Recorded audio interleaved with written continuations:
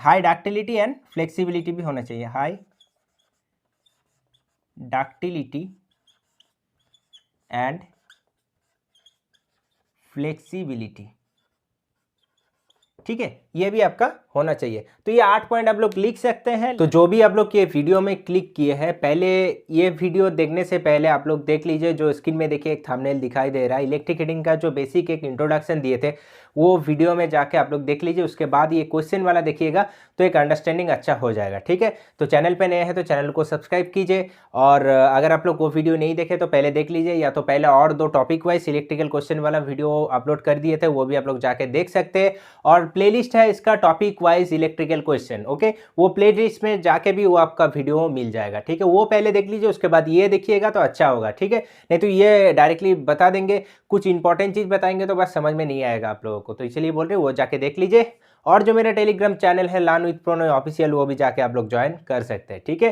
तो आज का वीडियो में क्या करेंगे, आज का वीडियो में करेंगे topic wise question electrical heating का। तो इलेक्ट्रिकल हीटिंग का जो पिछला वीडियो डाले थे वो वीडियो के बाद ये आपका कुछ क्वेश्चन कराएंगे, तो देख लीजिएगा क्वेश्चन क्या है नहीं है, और उसके साथ जो जो इंपॉर्टेंट कुछ टॉपिक है अगर कुछ ज़रूरत है वो भी हम बता देंगे, ठीक है। तो वीडियो में बने रहिए, पूरा वीडियो देखिए, आपका ये हेल्प होगा। और ये सब टॉपिक से क्वेश्चन आता है इसीलिए करा दे रहे हैं, बाकी मेन टॉपिक तो आप लोग पढ़ते ही रहते हैं, वो भी कराएंगे, लेकिन पहले ये करा दे रहे हैं क्योंकि इसमें से क्वेश्चन आता है 1 2 3, कोई क्वेश्चन आपका आ सकता है, हीटिंग से एक, वेल्डिंग से एक, इल्यूमिनेशन से एक आता है, लेकिन करना आपको है, ठीक है। तो इसीलिए करा दे रहे हैं। तो चलिए लेट ना करके आज का वीडियो स्टार्ट करते हैं। सो फर्स्ट क्वेश्चन क्या है, स्क्रीन में आप लोग देख लीजिए।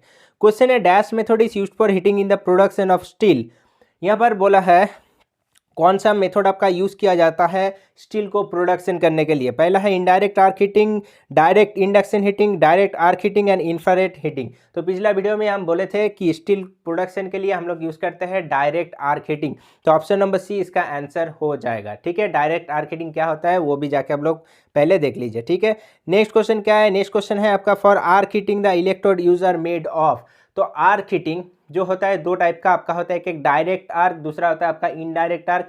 तो डायरेक्ट आर्क हीटिंग का इलेक्ट्रोड हम लोग कौन सा इलेक्ट्रोड यूज़ करते हैं, यहाँ पर पूछा है एल्यूमिनियम, टंगस्टन, कॉपर या तो ग्राफाइट। तो हम बता दिए थे कि कौन सा इलेक्ट्रोड यूज़ करते हैं, ग्राफाइट यूज़ करते हैं, कार्बन यूज़ करते हैं and self baking electrode use करते हैं, ओके। तो ये आपका आंसर क्या होगा, ग्राफाइट आपका यहाँ पर आपका आंसर हो जाएगा, ऑप्शन नंबर डी इसका आंसर हो जाएगा, ठीक है। पिछला वीडियो देखने के बाद ये देखिए, क्योंकि अब लोगों को पता चलेगा कि हम बताते इस जगह से क्वेश्चन आता है, ठीक है। तो ऑप्शन नंबर डी इसका आंसर हो जाएगा। नेक्स्ट क्वेश्चन क्या है, नेक्स्ट क्वेश्चन आप लोग देख लीजिए स्क्रीन में। Which of the following phenomena is most important when food stuff is cooked in a microwave oven? ठीक है, मतलब माइक्रोवेव ओवन में आप लोग अगर कुछ खाने का चीज आप लोग क्या पका रहे हैं तो वो घटना को क्या कहा जाता है, ये यहाँ पर पूछा गया है, ओके। ऑप्शन है रेजिस्टिव जूल हीटिंग, दूसरा है इंडक्शन हीटिंग, तीसरा है डाइलेक्ट्रिक हीटिंग, चौथा है रेडिएशन हीटिंग, ओके। तो यहाँ पर क्या होगा आपका dielectric heating, option number C इसका आंसर होगा। जैसे अब लोगों को बताए थे कि डाइलेक्ट्रिक हीटिंग क्या होता है। डाइलेक्ट्रिक हीटिंग मतलब आपका नॉन कंडक्टिंग मटेरियल में भी यूज़ कर सकते हैं, लाइक आपका प्लास्टिक, लाइक वुड, ये सब चीज़ में आप लोग यूज़ कर सकते हैं। इलेक्ट्रिक स्ट्रेस देके जो डाइलेक्ट्रिक मटेरियल में इलेक्ट्रिक स्ट्रेस देते हैं, उसके बाद जो डाइलेक्ट्रिक लॉस होता है उसके कारण हीट प्रोड्यूस होता है, तो उसको कहा जाता है हम लोग डाइलेक्ट्रिक हीटिंग। एकदम ईजी सिंपल भाषा में आप लोगों को बता दिए, ठीक है। तो चलिए मूव करते हैं नेक्स्ट क्वेश्चन में। नेक्स्ट क्वेश्चन है आपका in an electric room heat conveyor the method of heating used is. तो इलेक्ट्रिक रूम हीटर जो है आपका, उसमें कौन सा मेथड यहाँ पर यूज़ किया जाता है। अब लोगों को बताए थे कि रेजिस्टेंस हीटिंग होता है, ये होता है आपका direct resistance heating and indirect resistance heating. तो इनडायरेक्ट रेजिस्टेंस हीटिंग में हम बताए थे कि इसमें रूम हीटर, जो water immersion water heater use करते हैं, या तो आपका कुकिंग के लिए जो भी यूज़ करते हैं, सब आपका इनडायरेक्ट रेजिस्टेंस हीटिंग हम लोग यूज़ करते हैं, ठीक है। लेकिन यहाँ पर आंसर क्या है, रेजिस्टेंस हीटिंग। तो आप लोग ऑप्शन नंबर बी में टिक कर सकते हैं, ऐसे क्वेश्चन आएगा तो, ठीक है। तो रेजिस्टेंस हीटिंग आपका यहाँ पर आंसर हो जाएगा, ठीक है। डिटेल कॉन्सेप्ट में नहीं जा रहे क्योंकि पिछला वीडियो में ऑलरेडी जो बेसिक कॉन्सेप्ट जरूरत था अंडरस्टैंडिंग के लिए वो हम बता दिए हैं, ओके। तो जो भी नहीं देखे हैं तो जाके देख लीजिए। नेक्स्ट क्वेश्चन में चलिए, Which of the following heating element has the lowest operating temperature? मतलब इसमें से जो आपका दिया है ऑप्शन में ग्राफाइट, कांथल, यूरेका, नाइक्रोम, इसमें से कौन सा हीटिंग एलिमेंट का सबसे आपका ऑपरेटिंग टेम्परेचर सबसे कम होता है इसमें से, ठीक है। तो यहाँ पर आंसर क्या हो जाता है, यहाँ पर कुछ चीज़ आप लोगों को लिख के बता देते हैं। जैसे यूरेका यहाँ पर आपका आंसर हो जाएगा। इसका लगभग कितना डिग्री सेल्सियस होता है, 1300 डिग्री सेल्सियस होता है, ठीक है। उसके बाद आप देख लीजिए नाइक्रोम का कितना होता है, 1400 डिग्री सेल्सियस। उसके बाद है आपका कांथल कितना होता है, कांथल होता है आपका यहाँ पर 1400 लगभग 1425 डिग्री सेल्सियस। एंड जो आपका यहाँ पर सबसे ज़्यादा होता है ग्राफाइट का 400 डिग्री सेल्सियस। तो या जो बोले एक बार लिख लीजिए, या तो हम बता दे रहे, जैसे ग्राफाइट का क्या बोले 4000 डिग्री सेल्सियस, ठीक है। फिर क्या है आपका कांथल, कांथल का क्या बोले 1425 डिग्री सेल्सियस। फिर क्या है, फिर बोले यूरेका, इसका कंपोजिशन क्या है वो भी आता है, नेक्स्ट एक क्वेश्चन लाया है, वो कंपोजिशन क्या है बता देंगे, ठीक है। तो यूरेका, यूरेका यहाँ पर कितना होगा, यूरेका आपका सबसे कम यहाँ पर है लगभग 1300, लगभग नहीं 1300 डिग्री सेल्सियस। एंड यहाँ पर आपका आता है नाइक्रोम, ठीक है। नाइक्रोम जो निकेल एंड क्रोमियम से बना हुआ रहता है, नाइक्रोम यहाँ पर कितना होगा, नाइक्रोम होगा यहाँ पर आपका 1400 डिग्री सेल्सियस।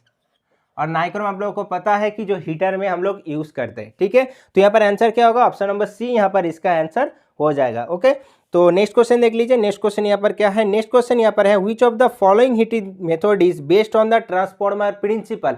इसमें से arc heating, resistance heating, induction heating and dielectric heating, ये चार में से कौन सा हीटिंग आपका ट्रांसफॉर्मर प्रिंसिपल से यूज होता है, मतलब ट्रांसफॉर्मर का प्रिंसिपल फॉलो करता है। तो एज यू नो कि ट्रांसफॉर्मर प्रिंसिपल कौन सा प्रिंसिपल को फॉलो करता है, ट्रांसफॉर्मर जो वर्क करता है इलेक्ट्रोमैग्नेटिक इंडक्शन। तो यहाँ पर इंडक्शन हीटिंग भी इलेक्ट्रोमैग्नेटिक इंडक्शन जो आपका प्रिंसिपल है आपका फॉलो करता है, ठीक है। तो ऑप्शन नंबर सी यहाँ पर इसका आंसर हो जाएगा, ठीक है। तो नेक्स्ट क्वेश्चन देख लीजिए। नेक्स्ट क्वेश्चन क्या है, नेक्स्ट क्वेश्चन देखिए, हम जो बताए थे आप लोगों को, the trade name of the nickel copper alloy that is used as a heating element. तो यहाँ पर बोल रहा है कि निकेल कॉपर एलॉय का जो ट्रेड नेम है जो हम लोग as a heating element use करते हैं वो क्या है, ठीक है। ये क्वेश्चन आता है, इंपॉर्टेंट क्वेश्चन है। क्वेश्चन पहला देखिए कांथल है, दूसरा है यूरेका है, तीसरा है नाइक्रोम है, चौथा आपका स्टील है। तो यहाँ पर हमको आप लोगों को क्या बताया था कि इसका जो कॉम्पोजिशन है वो हम बता देंगे, एक क्वेश्चन लाया था। तो ये क्वेश्चन है आपका। क्वेश्चन देखिए eureka, Kanthal, nichrome and steel. यहाँ पर ऑलरेडी लिखा हुआ है यूरेका, कांथल, नाइक्रोम, ये तीनों का चीज हम बता दे रहे क्या कॉम्पोजिशन, ठीक है।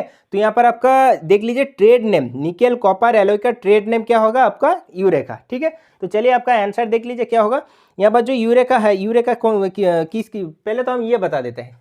चलिए नाइक्रोम, नाइक्रोम है आपका निकेल, जो आपका कॉम्पोजिशन है 80% यूज होता है, उसके साथ जो क्रोमियम होता है आपका 20%, ओके। फिर आता है आपका यूरेका, ये यहाँ पर देखिए आंसर में ऑलरेडी है निकेल कॉपर। तो निकेल कितना परसेंट रहता है यहाँ पर 45%, एंड कॉपर कितना रहता है आपका 55%। क्लियर। नेक्स्ट क्या है, नेक्स्ट है आपका कांथल। ये किससे बना हुआ होता है, ये होता है आपका आयरन, क्रोमियम एंड एल्यूमिनियम। ये आपका कॉम्पोजिशन है, मतलब इसका जो परसेंटेज रेट प्रॉपर याद अभी नहीं आ रहा है इसलिए नहीं लिखा दे रहे, आप लोग एक बार गूगल कर सकते हैं, ठीक है। तो ये आपका आंसर क्या होगा, आंसर हो जाएगा आपका यूरेका, इसका आंसर हो जाएगा, ठीक है, जो ट्रेड नेम है निकेल कॉपर एलॉय का। मूव करते हैं नेक्स्ट क्वेश्चन में।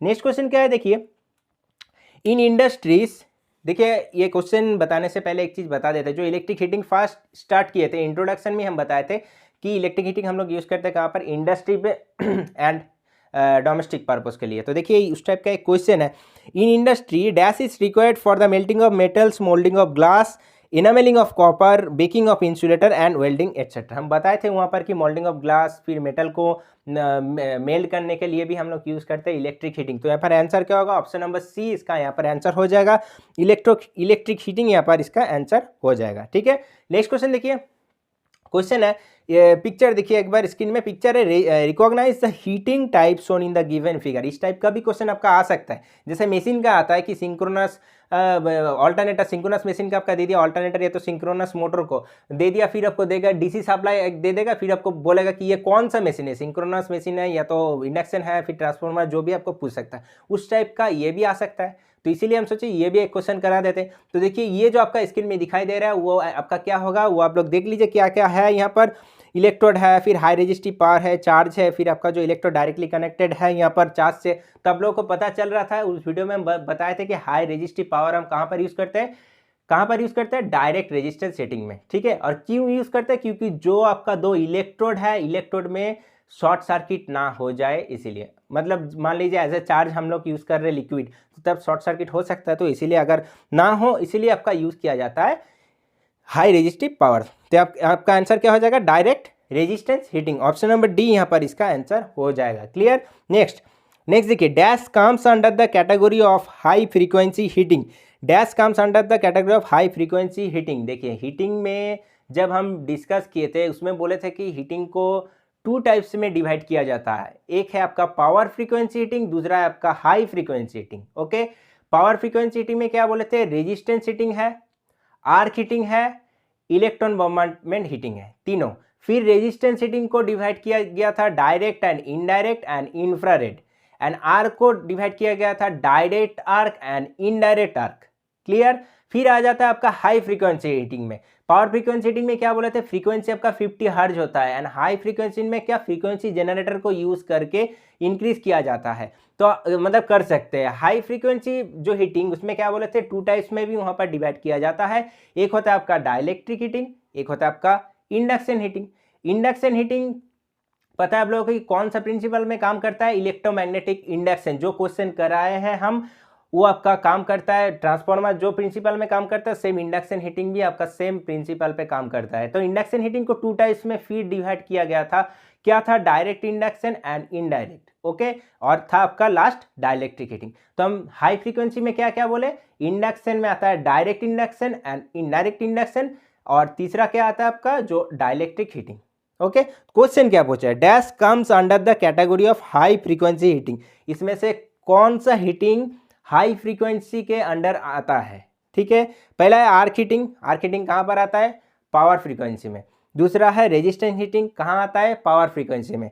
तीसरा है ईडी करंट हीटिंग, ये कहाँ आता है, ये देख लीजिए, थोड़ा वेट कीजिए। चौथा है इंफ्रारेड हीटिंग, जो रेडिएशन या तो इंफ्रारेड हीटिंग बोले हम, वो कहाँ पर आता है, रेजिस्टेंस हीटिंग में। लेकिन ये आपका जो ईडी करंट हीटिंग, ये आपका कहाँ पर आता है, ये आता है यहाँ पर। डाइलेक्ट्रिक हीटिंग जो है वो यहाँ पर आता है आपका हाई फ्रीक्वेंसी हीटिंग में। ठीक है, तो ऑप्शन नंबर सी इसका यहाँ पर आंसर हो जाएगा। I hope so clear. जो चार्ट है हम लिख दिए थे वो हम ऐसे ही आपको बता दिए। Next, the ideal method of heating plastic is. ये आपको पहले ही हम जब आपका एक क्वेश्चन आया था वो माइक्रो ओवन वाला, उसी में हम बताए थे कि प्लास्टिक, वुड, ये सब हीटिंग करने के लिए हम लोग कौन सा हीटिंग यूज करते हैं। तो यहाँ पर हम लोग यूज करते हैं डाई इलेक्ट्रिक हीटिंग, मतलब वो आपका नॉन कॉन्डक्टिंग मटेरियल को भी हीट कर सकता है।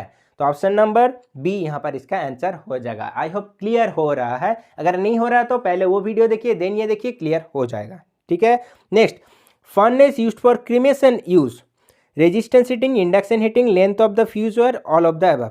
क्रीमेशन मतलब जो क्रीमेशन होता है आपका, इलेक्ट्रिक चुल्ली कहा जाता है, वहां पर कौन सा हीटिंग यहाँ पर यूज करते हैं, रेजिस्टेंस हीटिंग हम लोग यहाँ पर आंसर यूज करते हैं। इसका पावर फैक्टर भी बहुत ज़्यादा होता है। ठीक है, वहाँ पर सामने जाएंगे तो बहुत ज़्यादा टेम्परेचर भी रहता है, लगभग कोई 3000 डिग्री ऐसा ही कुछ आपका टेम्परेचर होता है। ठीक है, नेक्स्ट देखिए क्वेश्चन क्या है। क्वेश्चन है which is the main property of a heating element. या तो ऐसे भी क्वेश्चन आ सकता है कि which is the main property of a good heating element. तो गुड हीटिंग एलिमेंट का मेन प्रॉपर्टी क्या क्या है, पहले ये ऑप्शन बाद में पढ़ते हैं। पहले हम आप लोगों को लिखा देते हैं कि ये जो आपका गुड हीटिंग एलिमेंट है उसका प्रॉपर्टी क्या क्या है। ठीक है, कॉपी में लिख सकते हैं क्योंकि इसमें से क्वेश्चन आपका आएगा। 4 ऑप्शन दे देगा, उसमें क्या होगा आपका 3 ऑप्शन होगा कि गुड हीटिंग एलिमेंट का ये जरूरत है और एक जरूरत नहीं है, तो वो एक ही आपको ढूंढना है। ऐसे बोलेगा कि which of the following is incorrect in good heating element. ठीक है, तो ऐसे पूछ सकता है। तो चलिए देख लेते क्या क्या। पहला तो देख लीजिए, इकोनॉमिकल होना चाहिए जो आपका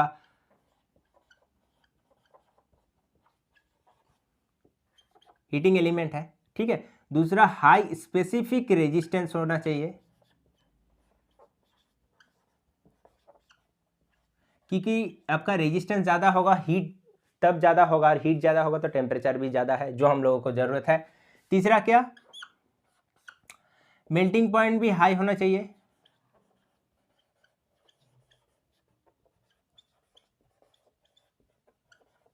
चौथा क्या, लो टेम्परेचर कोएफिशिएंट।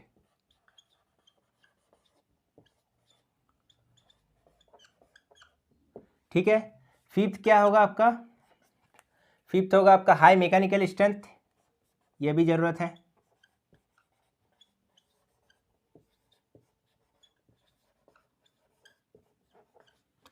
फिर क्या होगा आपका नॉन कोरोसिव, ये भी होना जरूरत है। ठीक है, नॉन कोरोसिव भी होना ज़रूरत है, क्योंकि अगर कोरोजन होगा बाहर का एयर से कुछ मिक्सड होकर हो जाएगा, मतलब वो मेटल के साथ मिक्सड होगा तो वो आपका लाइफ भी ज़्यादा नहीं देगा और प्रॉब्लम ही होगा। तो नॉन कोरोसिव, और उसके साथ क्या होगा, non corrosive, high mechanical strength, और क्या हो सकता है, और जो आपका हाँ फ्री फ्रॉम ऑक्सीडेशन, ये भी बहुत इंपॉर्टेंट पॉइंट है, फ्री फ्रॉम ऑक्सीडेशन, ऑक्सीडेशन भी नहीं होना चाहिए। और जो एक इम्पॉर्टेंट है आपका, ऑक्सीडेशन भी नहीं होना चाहिए, और क्या हो सकता है, जैसे हाई डक्टिलिटी एंड फ्लेक्सिबिलिटी भी होना चाहिए, हाई डक्टिलिटी एंड फ्लेक्सिबिलिटी, ठीक है, ये भी आपका होना चाहिए। तो ये 8 पॉइंट आप लोग लिख सकते हैं, लिख लीजिए कॉपी में, आपका ही अच्छा होगा, क्योंकि इसमें से ज़्यादातर क्वेश्चन आपका फ्रेम होता है। कन्फ्यूजन कहाँ पर हो जाएंगे, ये 3-4 पॉइंट में, जैसे ये 4 पॉइंट मान लीजिए, हाई स्पेसिफिक रेजिस्टेंस में कन्फ्यूजन हो जाएंगे, क्योंकि क्वेश्चन में ऐसे दे सकता है, हाई स्पेसिफिक रेजिस्टेंस, लो specific resistance, low temperature coefficient, high melting point, ऐसे दे देगा तो फिर कन्फ्यूजन हो जाएंगे ना, इसीलिए बोल रहे कि लिख लीजिए तो अच्छा ही होगा। तो ये आपका हो गया गुड हीटिंग एलिमेंट का जो रिक्वायरमेंट होता है, ठीक है। फिर क्वेश्चन देख लीजिए, आ जाइए क्वेश्चन पर। क्वेश्चन है which is the main property of a heating element, specific resistance of the element should be very high, पहला। दूसरा है melting point of the material should be low. तीसरा, specific resistance of the element should be very low. चौथा, material that comprises the heating element should be oxidised, ठीक है। तो यहाँ पर देखिए पहला ऑप्शन क्या है, पहला ऑप्शन ये आपका है कि इसका स्पेसिफिक रेजिस्टेंस हाई होना चाहिए, तो हाई स्पेसिफिक रेजिस्टेंस हम बताए थे। दूसरा क्या पर यहाँ पर बोला है मेल्टिंग पॉइंट लो, लेकिन मेल्टिंग पॉइंट ज़्यादा होना चाहिए, गलत है।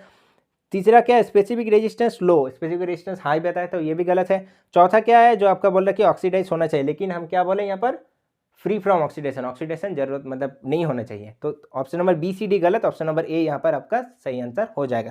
तो आप लोग लिख लीजिए, ये आपका हेल्प होगा। नेक्स्ट मूव करते हैं, क्वेश्चन है the temperature inside a furnace is usually measured by, जो फर्नेस होता है उसके अंदर जो आपका टेम्परेचर किससे मेजर किया जाता है, mercury thermometer, optical pyrometer, alcohol thermometer, and any of the option is correct. तो यहाँ पर आंसर क्या होगा, ऑप्टिकल पायरोमीटर यहाँ पर यूज किया जाता है। ओके, नेक्स्ट क्वेश्चन, नेक्स्ट देखिए क्वेश्चन है choose the incorrect statement with respect to the core type induction furnace. वहाँ पर आपको बोले थे इंडक्शन फर्नेस कोर टाइप होता है और एक कोरलेस होता है, ठीक है। तो कोरलेस होता है और कोर टाइप होता है। तो कोर टाइप में आपका आता है डायरेक्ट आता है, इनडायरेक्ट आता है, वर्टिकल आता है। तो यहाँ पर जो बोला है आपका जो कोर टाइप फर्नेस में कौन सा यहाँ पर गलत है, पहला है it is suitable for intermediate service only, intermediate मतलब रुक रुक के, ठीक है। दूसरा है सफर्स फ्रॉम पिंचिंग इफेक्ट, बता रहे क्या पिंचिंग इफेक्ट होता है।